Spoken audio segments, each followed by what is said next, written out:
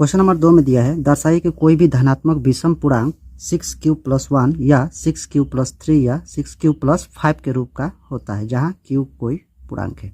q क्या है? एक पूर्णांक है, कुछ भी हो सकता है, 1 2 3 4।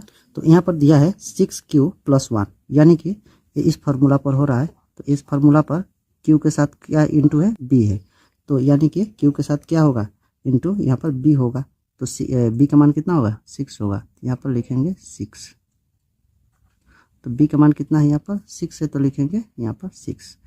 एक और है, ये क्या है? एक विषम पूर्णांक है, ये भी एक विषम है, ये भी विषम है। तो किस प्रकार हो रहा है विषम? चलिए इधर देख लेते हैं। तो क्या कह रहा है? 6 और कह रहा है q को एक पूर्णांक है यानी कि एक लिख सकते हैं, 2 लिख सकते हैं और उसमें जोड़ना है 1 को। 6 एकम 6 होगा और 1 जोड़ेंगे तो कितना हो जाएगा? 7 हो जाएगा। यानी कि ये क्या हो रहा है? विषम हो रहा है। ये विषम हो रहा है। 6 में 2 से गुणा करते हैं और 3 को जोड़ते हैं, कितना होगा? 6 दूना 12 और 3 15 हो जाएगा। यानी ये भी विषम हो रहा है। तो ये क्या होगा? विषम होगा। यानी कि पूर्णांक कुछ भी यहाँ पर लिखेंगे, 6 के साथ कुछ भी पूर्णांक लिखेंगे और यहाँ पर, लेकिन यहाँ पर विषम के साथ अगर जोड़ाएगा तो विषम होगा और सम के साथ जोड़ेंगे तो सम होगा। जैसे कि 6 और 2 से गुणा करते हैं और यहाँ पर मैं 2 लिख रहा हूँ। तो 6 दूना 12, 12 2 14, तो कितना होगा? 14 हो रहा है। यानी कि क्या हो रहा है? सम संख्या हो रहा है। तो यहाँ पर सम संख्या रखेंगे तो सम संख्या मिलेगा और विषम रखेंगे तो विषम संख्या मिलेगा। तो इसी को कह रहा है 1 3 और 5 यहाँ पर रखने से क्या होगा? विषम होगा। और किस प्रकार होगा इसको प्रमाणित करने के लिए कह रहा है। तो इसको लिखते हैं, माना ये एक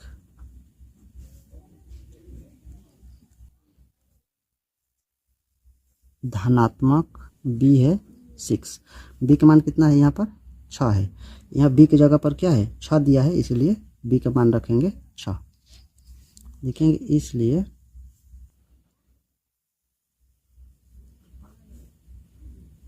यूक्लिड विभाजन एल्गोरिथ्म से लिखेंगे a बराबर, ये वाला लिखेंगे, b का मान था 6q प्लस यहाँ पर r है। तो और लिखेंगे जहाँ q एक पूर्णांक है। तो इसका मतलब है ये बराबर नीचे में दिया हुआ है, यानी कि यहाँ पर 0 है तो यहाँ भी 0 हो सकता है, यहाँ पर भी 0 लिख सकते हैं। यानी कि 0 लिखेंगे तो दोनों बराबर हो जाएगा। यहाँ पर 1 भी लिख सकते हैं और 1 लिखेंगे तो 0 से क्या होगा? r बड़ा हो जाएगा। इसीलिए ये बराबर भी दिया है और इसे बड़ा भी कर दिया। यहाँ 2 लिख सकते हैं, 2 लिखेंगे तो क्या होगा? 0 से r बड़ा हो जाएगा। 0 0 लिखेंगे तो दोनों बराबर हो जाएगा। यहाँ पर 6 से लेकिन r क्या है? छोटा है। r से 6 बड़ा है और 6 से r छोटा है। तो यहाँ पर r का मान 0 से पूरा 5 तक रख सकते हैं, सिर्फ 6 नहीं रख सकते हैं। तो लिखेंगे इसलिए 0 भी हो सकता है, 1 2 3 4 5। हमें दिखाना है, हमें प्रमाणित क्या करना है? ये कह रहा है विषम पूर्णांक है, ये विषम दिखा देना है, ये भी विषम दिखाना है और इसको भी विषम दिखा देना है। तो विषम कैसे होगा वो प्रमाणित करने के लिए कह रहा है। तो लिखेंगे यदि r बराबर 0 0 रखते हैं पहले, तो a इक्वल 6q प्लस 0। तो यहाँ पर 1 रखेंगे तो 1 में 6 से गुणा करेंगे 6 होगा और 0 को जोड़ेंगे तो क्या होगा? 6 ही होगा। यानी कि ये सम संख्या होगा, ये सम होगा यदि r बराबर 1। तो यहाँ पर रखेंगे 1। तो यहाँ पर अगर 2 रखते हैं, यहाँ पर फिर से एक बार देखते हैं, q का मान अगर 2 रखते हैं और इसमें जोड़ देते हैं 1 को, तो 6 दूना 12, 1 कितना हो जाएगा? 13 हो जाएगा। यानी कि ये जैसे भी करने से विषम हो रहा है। तो यहाँ पर अगर सम संख्या रखेंगे तो सम होगा और विषम रखेंगे तो विषम होगा। तो क्वेश्चन में हम पूछा था यहाँ पर 1 और 3 और 5, यानी कि 1 भी विषम है, 3 भी विषम है और 5 भी विषम है। तो ये विषम ही होगा। तो इसको प्रमाणित करने के लिए बोला है।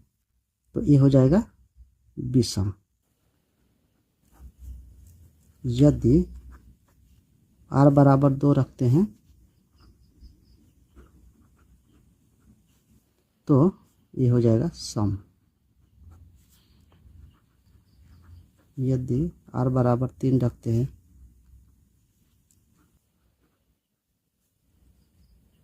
तो 3 क्या है, विषम है, तो ये भी विषम होगा। यदि r बराबर 4 रखेंगे तो 4 सम है, तो यहाँ सम होगा।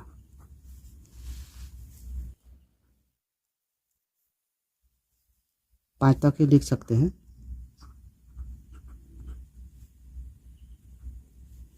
तो 5 क्या है, विषम है, तो विषम होगा। तो 6 और 5 जोड़ाएगा तो 11 होगा। 11 विषम संख्या है। तो लिखेंगे इसलिए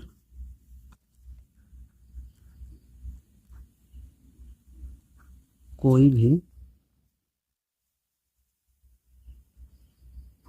धनात्मक, यहाँ पर क्वेश्चन में बोला था दर्शाने के लिए, तो इसको लिख लिए हैं कि क्या है, ये क्या है, विषम पूर्णांक है। तो ये तीनों क्या है, विषम पूर्णांक है। तो क्वेश्चन नंबर 3 में दिया है कि किसी परेड में 616 सदस्यों वाले एक सेना आर्मी की टुकड़ी को, यानी कि एक टुकड़ा है, सेना की एक टुकड़ी है जिसमें सदस्य हैं 616, और कह रहा है 32 सदस्यों वाले एक आर्मी बैंड के पीछे, यानी कि 32 सदस्य क्या है, बैंड बाजा वाले हैं, और बैंड बाजा वाले के पीछे 616 सदस्यों को दोनों समूहों को समान संख्या वाले स्तंभों में मार्च करना है, यानी कि समान रूप से पीछे क्या करना है, मार्च करना है, यानी चलना है। तो कह रहा है उन स्तंभों की अधिकतम संख्या क्या है, यानी कि ये एसेप निकालने के लिए कह रहा है। तो एसेप निकालेंगे यूक्लिड विभाजन एल्गोरिथम के नियम से निकालेंगे। तो यहाँ पर लिखेंगे, जो नियम था वो लिख लेते हैं। 616 32 से बड़ा है तो इधर हो जाएगा। तो यहाँ पर 616 यहाँ पर होगा 32। तो 32 से 616 में भाग करते हैं। इधर यहाँ पर भाग किया हूँ तो भागशेष मिला है 8 और भागफल मिला है 19। यहाँ पर लिखेंगे, यहाँ पर होता है भाजक गुणे भागफल, तो 19 होगा, और प्लस शेषफल होता है। तो शेषफल क्या मिला है, 8 मिला है। तो 32 को यहाँ लिखेंगे बराबर 8 को यहाँ लिखेंगे। तो 8 से 32 में भाग देंगे तो कितना मिलेगा, 8 चौके 32, यानी कि शेषफल मिलेगा 0। यहाँ पर जब 0 मिल जाता है तो भाजक को एचसीएफ मान लेते हैं। ये क्या है, भाजक है। इसलिए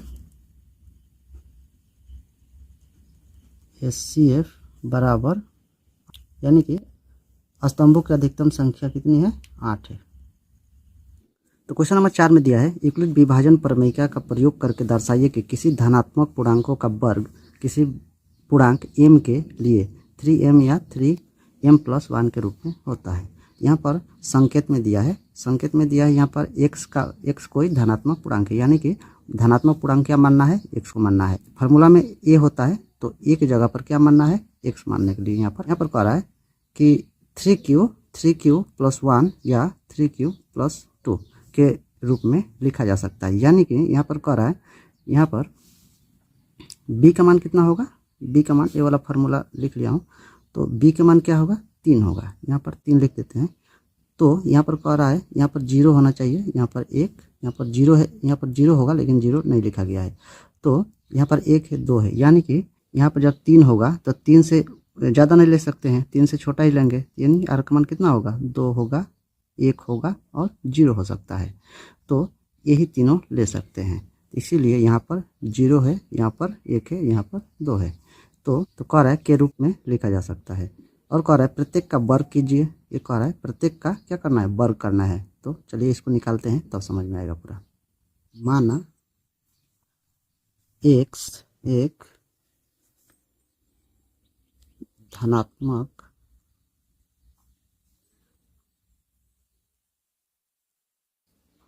धनात्मक पूर्णांक है और b का मान यहाँ पर कितना मिला है, 3 है। यहाँ पर b की जगह पर कितना दिया है, 3 दिया है। b किसके साथ इंटू होता है, q के साथ, तो यानी कि यह बी है, ये क्या है क्यू है +1। यहाँ पर देख सकते हैं बी की जगह पर क्या है 3 है और ये क्यू है +1 है, तो यानी यहाँ पर बी का मान 3 होगा। तो यहाँ पर बी का मान मैं लिखा हूँ 3। तो अब लिखेंगे इसलिए क्वेश्चन में बोला है यूक्लिड विभाजन परमिका का प्रयोग करने के लिए, इसलिए लिखे हैं। तो यहाँ पर x बराबर 3q + 1 दिया है और यहाँ पर लिखेंगे 0 r बड़ा है यहाँ पर b से, यानी b के मान में लिख दिया हो 3 है। a की जगह पर क्या बोला है x मानने के लिए, तो x लिखा है यहाँ पर। तो लिखेंगे इसलिए r बराबर क्या हो सकता है, r का मान 0 हो सकता है, 1 2 3 नहीं लिख सकते हैं क्योंकि 3 क्या है बड़ा हो जाएगा। तो अब बारी बारी लिखेंगे, यदि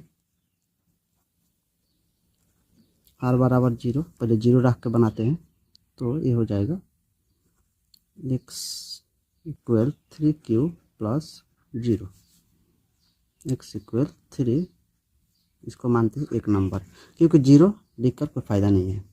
तो यहाँ पर हम मानेंगे x बराबर, यहाँ पर लिख लेते हैं r का मान 1, x बराबर 3q + 1, इसको मान लेंगे 2 नंबर।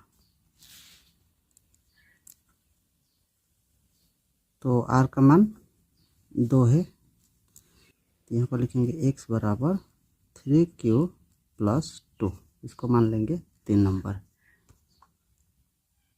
तो क्वेश्चन में बोला है प्रत्येक को क्या करना है स्क्वायर बनाने के लिए। तो चलिए क्वेश्चन में दिखा देता हूँ मैं स्क्वायर कहाँ बोला है। तो यहाँ पर कह रहा है प्रत्येक का वर्ग कीजिए और दर्शाइए कि इन वर्गों को इतना के रूप में लिखा जा सकता है। तो इसको वर्ग करेंगे, तो लिखेंगे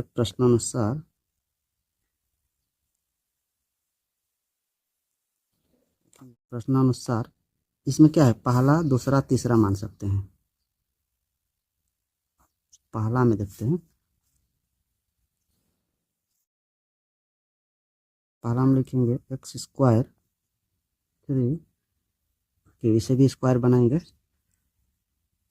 तो 3 की स्क्वायर करेंगे तो कितना होगा 9 होगा।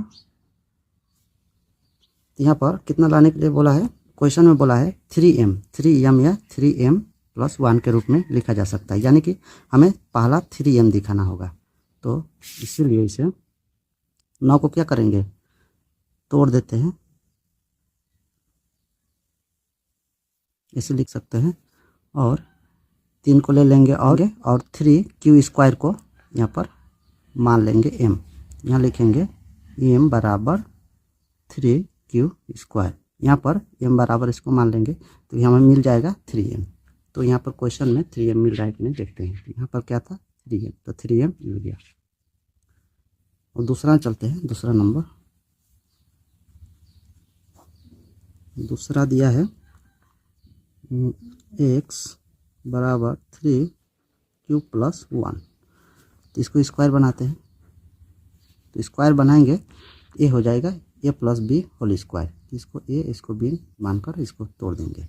तो a² तो 3q² हो जाएगा + 2ab + 2, ये क्या हो जाएगा 3q, b क्या है 1 है, + b² कितना हो जाएगा 9q², इसको गुणा करेंगे तो होगा 6q, यहाँ पर होगा 1। तो ये दोनों में से कॉमन ले लेंगे, दोनों में से कॉमन क्या मिल रहा है, दोनों में से कॉमन 3 मिल रहा है, तो 3 लिख लेंगे 3q² प्लस यहाँ पर लिखेंगे 2q और +1 दे देंगे। यहाँ पर 3m इसे मानेंगे m और प्लस है तो प्लस और 1, और यहाँ पर m का मान कितना लिखे हैं इसको लिखे हैं, m की जगह पर इसे लिखे हैं, तो लिखेंगे 3 गया है, m का मान ये माना गया है, हमें लाना है m3 + 1। तो तीसरा नंबर देखते हैं,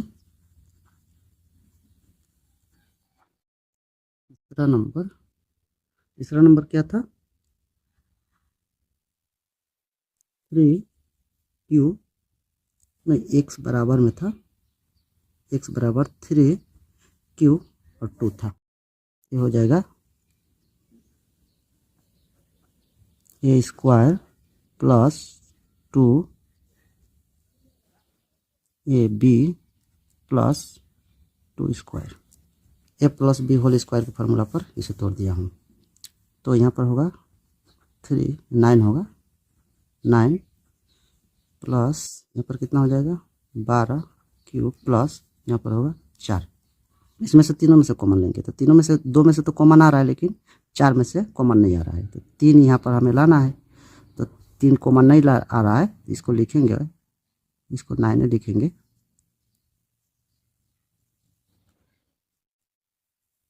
इसको क्या करते हैं, तोड़ देते हैं, इसको 3 जोड़ 1 लिख लेते हैं। अब कॉमन मिल जाएगा, तो तीनों में से कॉमन हो जाएगा 3, यहाँ पर होगा 3 क्यूब प्लस 4 क्यूब प्लस यहाँ पर होगा 1।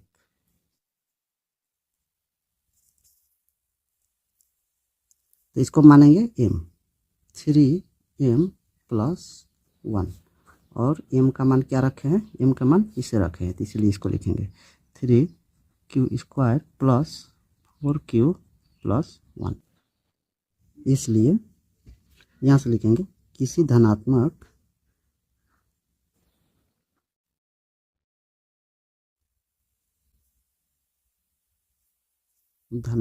पूर्णांक